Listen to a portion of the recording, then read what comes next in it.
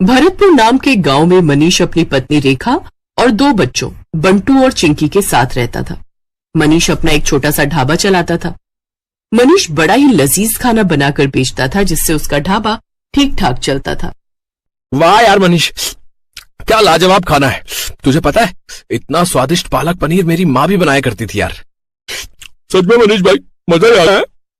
उसके ढाबे पर उसके गांव के और आसपास के गांव के लोग खाना खाने आते रहते थे। लेकिन अब जुलाई का महीना शुरू हो चुका था।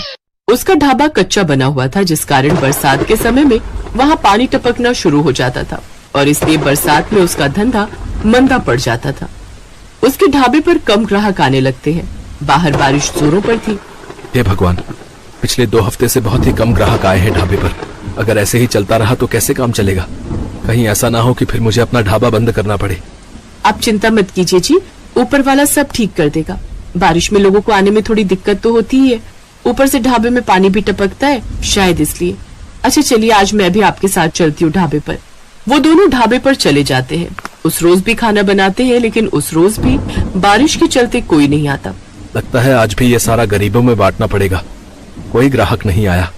उस रोज भी वो सारा खाना गरीबों में बांट आते हैं। ऐसे ही दिन बीतते हैं। एक रोज आधी रात के समय गांव में तेज तूफान आता है और जोरों से बिजली कड़कती है और वो बिजली उसके ढाबे पर आकर गिरती है, जिससे उसका ढाबा जल जाता है। ये क्या हो गया रेखा? अब मैं क्या करूंगा? मेरी तो रोजी रोटी ही छिन गई। मेरी भी कुछ समझ में नहीं आ रहा जी, लेकिन आप ज्यादा टेंशन मत लीजिए, नहीं तो आपका बीपी बढ़ जाएगा। दिन पर दिन बारिश बढ़ती जा रही थी और मनीष उसी बारिश में काम ढूंढने निकलता है, लेकिन उसे कहीं भी काम नहीं मिलता। उल्टा सारा दिन बारिश में भीगने के कारण उसे सर्दी लग जाती है। अब जैसे तैसे वो अपने दिन काट रहे थे। फिर एक रोज रेखा का मुंह बोला भाई माधव उनके घर आता है। अरे जीजा जी, इतनी बारिश में रोज रोज काम ढूंढने निकलते हो, बेकार में परेशान होते हो। इससे तो अच्छा ये होगा कि आप मेरे साथ चलो और मेरी दुकान पर काम करो। वैसे भी मेरा आदमी अपने गांव गया हुआ है और मैं आपको महीने के आखिर में तनख्वाह दे दिया करूंगा। क्यों दे दी? ठीक कहा ना मैंने? हाँ हाँ, माधव बिल्कुल ठीक कह रहे जी। वैसे भी अपने पास और कोई काम तो है नहीं अब, तब तक यही काम कर लो आप। अच्छा ठीक है माधव, तुम कहते हो तो मैं यही कर लेता हूँ। वैसे भी घर खर्च तो चलाना ही है ना। अब मनीष माधव की दुकान पर काम करने लगता है। वो बिना 1 मिनट भी आराम किए सारा दिन मेहनत करता, अनाज की बोरियों को ट्रकों से उतारता और दुकान के अंदर का सारा काम संभालता। लेकिन जैसे ही महीना पूरा होने को आता है, तभी तनख्वाह देने के नाम पर वो टाल मटोली करने लगता है। तनख्वाह? कैसी तनख्वाह जीजा जी? ये तुम कैसी बातें कर रहे हो माधव? तुम्ही ने तो उस रोज रेखा के सामने कहा था कि महीने के आखिर में तुम मुझे तनख्वाह दोगे। नहीं नहीं, ऐसा कुछ नहीं है। आपको काम की जरूरत थी, मैं जानता हूँ, लेकिन मैं आपको यहाँ पर काम करने नहीं, मदद करने के लिए बुलाता था। और मदद करने के लिए भी कोई पैसे लेता है क्या? ये तुमने मेरे साथ ठीक नहीं किया माधव, मैं तुम्हें देख लूंगा। अरे जाओ जाओ, बड़े आए मुझे सबक सिखाने वाले। मनीष दुखी मन से घर आ जाता है। आ गए आप? आज तो महीने का आखिर है, आज तो आपको तनख्वाह भी मिल गई होगी। तो पापा, फिर तो आप कल ही मेरे स्कूल की फीस भर दीजिए। आपको पता है मेरी टीचर मुझे रोज रोज फीस के लिए टोकती है। ये सुनते ही मनीष की आंखों में आंसू आ जाते हैं। मेरा नसीब न जाने कैसा है रेखा, जो मेरे साथ कुछ भी अच्छा नहीं हो रहा। आप रो क्यों रहे हैं? ठीक से बताइए ना क्या बात है। फिर मनीष उसे सारी बात बताता है। हे राम, वो इतना बड़ा मक्कार निकलेगा मैंने कभी नहीं सोचा था। छी, उसे तो भाई कहते हुए भी शर्म आ रही है मुझे। फिर कुछ दिनों तक जैसे तैसे वो दूसरी जगह नौकरी की तलाश में जाता है।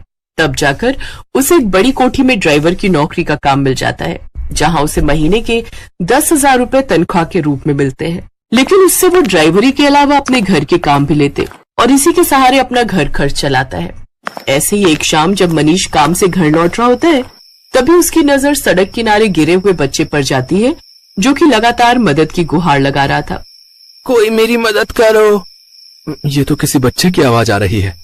मनीष जल्दी से उसे पास के डॉक्टर के पास ले जाता है और उसका इलाज करवाता है।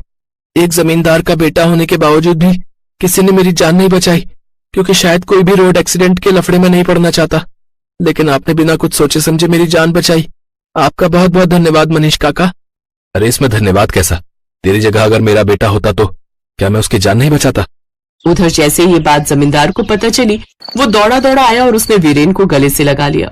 तेरा बहुत बहुत शुक्रिया मनीष। अगर आज तू ना होता तो पता नहीं मेरे बेटे का क्या होता।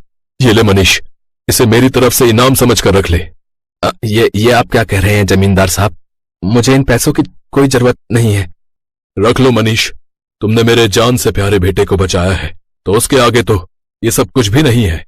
मनीष जब घर आकर देखता है तो वो पूरे 5 लाख रुपए होते हैं। ये देख वो बहुत खुश होता है। अब वो जल्द ही सड़क किनारे अपनी जमीन पर खुद का पक्का ढाबा खोल लेता है।